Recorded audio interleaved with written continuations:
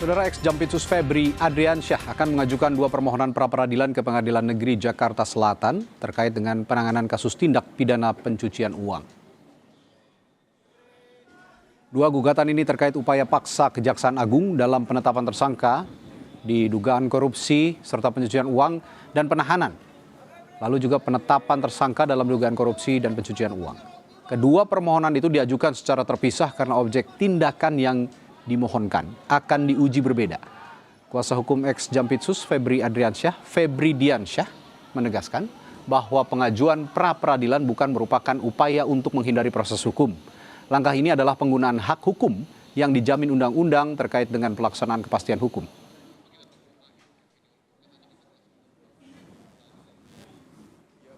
Yang akan dilakukan dan sudah dijelaskan tadi yaitu mengajukan 2 permohonan pra-peradilan. Perlu kami sampaikan langkah-langkah tersebut bukanlah cara-cara atau langkah-langkah untuk menghindari proses hukum. Jadi ini perlu kami sampaikan sekaligus sebagai edukasi pada publik. Langkah-langkah ini merupakan penggunaan hak yang dijamin oleh hukum, dijamin oleh undang-undang untuk memastikan dalam porsi kami sebagai penyeimbang untuk memastikan agar penegakan hukum itu berjalan sesuai dengan prinsip due process of law. Sementara kuasa hukum ex-Jampitsus Febri Adriansyah, Muhammad Farizi mengatakan pengajuan 2 permohonan pra-peradilan dilakukan setelah analisis dan ditemukan sejumlah penyimpangan. Muhammad Farizi menyebut upaya paksa yang dilakukan Kejaksaan Agung mulai dari penerapan tersangka TPPU dan penahanan yang dinilai melanggar KUHP. Baru ini yang bisa diajukan permohonan pra-peradilan adalah atas upaya paksa yang kami telah analisa secara bersama selama beberapa hari ini. Upaya paksa apa saja yang merupakan suatu yang kami anggap dan kami menilainya sebagai bagian dari ada penyimpangan-penyimpangan. Sehingga kami kelompokkan kedua permohonan, yaitu upaya paksa yang dilakukan Kejaksaan Agung itu dalam penetapan dan penahanan. Penetapan tersangka dalam perkara tindak pidana pencucian uang dan penahanan. Di sana kita melihat nuansa yang sangat besar adanya pelanggaran pasal 100 ayat 5 dari KUHP untuk upaya paksa penahanan. Dan upaya paksa penetapan tersangkanya kita melihat ada kaitan-kaitan dengan predicate crime-nya, persoalannya di sana. Oke, itu secara garis besar. Kejaksaan Agung merespons permohonan 2 pra-peradilan oleh ex-Jampitsus Febri Adriansyah. Melalui pesan singkat kepada Kompas TV, Kejagung bilang itu adalah hak Febri sebagai tersangka.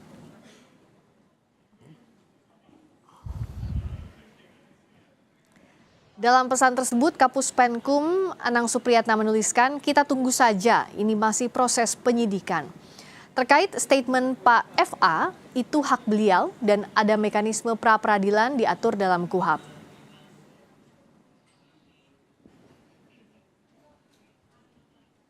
Sebelumnya, kuasa hukum ex-Jampitsus menyatakan ada 9 kejanggalan atau indikasi pelanggaran hukum acara yang dialami kliennya.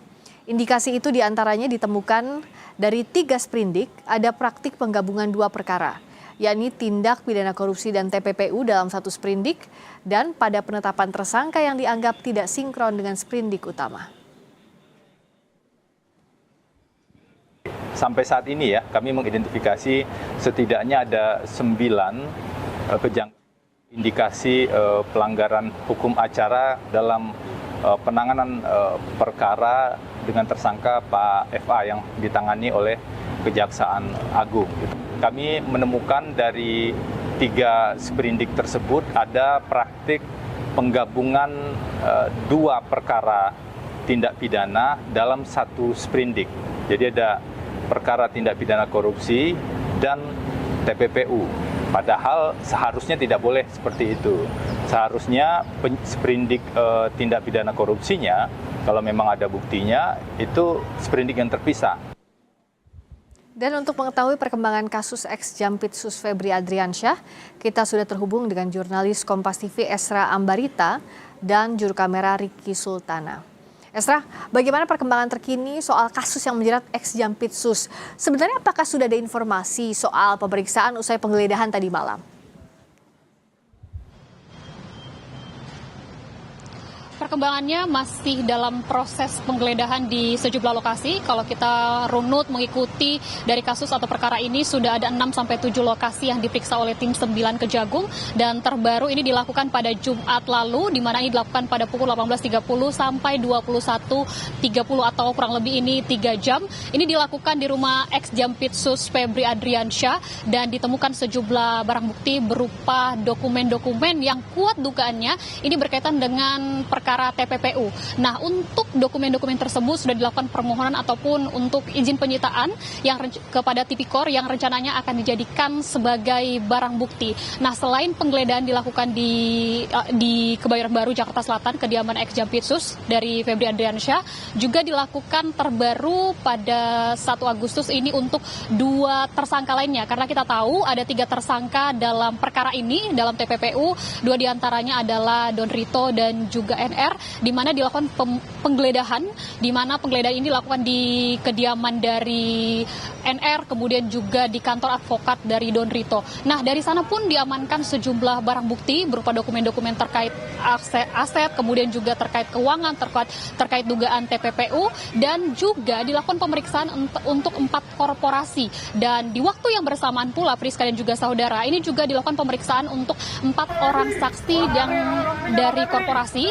Ini ada inisial dari H, kemudian juga ER, kemudian Baik, DH dan Esra, HH yang nanti saya akan kembali ke Anda, dari tapi kita Febri akan lihat Adriansyah, dulu ini gambar kemudian juga akan.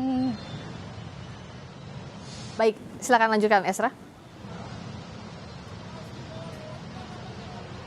Dan dilakukan tadi, maksud kami dilakukan juga secara bersamaan untuk 4 orang secara bersamaan dengan nantinya dari tim 9 atau Kejagung ini akan mensinkronkan, Friska dan juga saudara, antara keterangan saksi dengan juga keterangan Febri Adriansyah dan juga barang bukti yang sudah ditemukan. Nah, terkait kapankah selanjutnya pemeriksaan? Nah, ini sebenarnya kami sudah tanyakan kepada pihak Kejagung, nantinya akan diinformasikan karena fokus saat ini adalah untuk mensinkronkan kembali bukti-bukti yang sudah ditemukan. Tapi tidak menutup kemungkinan bahwa pemeriksaan lanjutan masih akan terus dilakukan. Mengingat kita ketahui bahwa Febri statusnya ini ada di yang berbeda di 3 sprindik yang diterbitkan Kejagung. Pertama, statusnya sebagai tersangka dalam kasus korupsi dan TPPU Asabri, tapi untuk 2 perkara lainnya ini masih sebagai saksi di kasus PLTU, korupsi dugaan yang menyebabkan blackout di Sumatera, kemudian juga untuk korupsi yang ada di Krakatau Steel ini masih sebagai saksi. Jadi masih menutup kemungkinan bahwa pemeriksaan lanjutan akan dilakukan.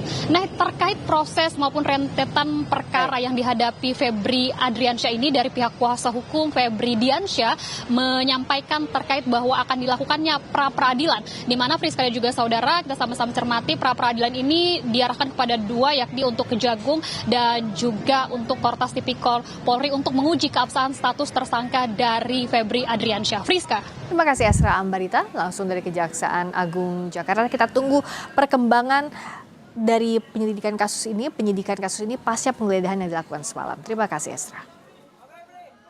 Penyidik Kejaksaan Agung, saudara, memeriksa 4 orang saksi dan menggeledah sejumlah lokasi di Jakarta Selatan dan Depok milik sejumlah orang yang diduga terkait jejaring kasus TPPU yang menjerat mantan Jampitsus Febri Adriansyah. Tim penyidik Kejaksaan Agung kembali menggeledah sejumlah lokasi terkait perkara dugaan TPPU yang menjerat tersangka Febri Adriansyah. Dalam pengembangan perkara, penyidik memeriksa 4 orang saksi yang berasal dari swasta, yakni berinisial T, ER, DH, dan HH. Penyidik menggeledah kantor tersangka Don Rito dan rekan di Jakarta Selatan. Penggeledahan juga dilakukan di kantor PT HI, PT PIS, PT KPE, dan PT SME yang berada di wilayah Jakarta Selatan, serta di rumah tersangka Nurman Herin di Depok. Penggeledahan dilakukan untuk mengumpulkan alat bukti serta menelusuri aset yang diduga berasal dari hasil tindak pidana. Sedang berlangsung di beberapa tempat di antaranya di kantor di daerah Jakarta Selatan, kedua juga daerah perkantoran juga di beberapa tempat, baik itu PT HI, PT PIS, PT KPI, dan PT beberapa PT di daerah Jakarta Selatan juga.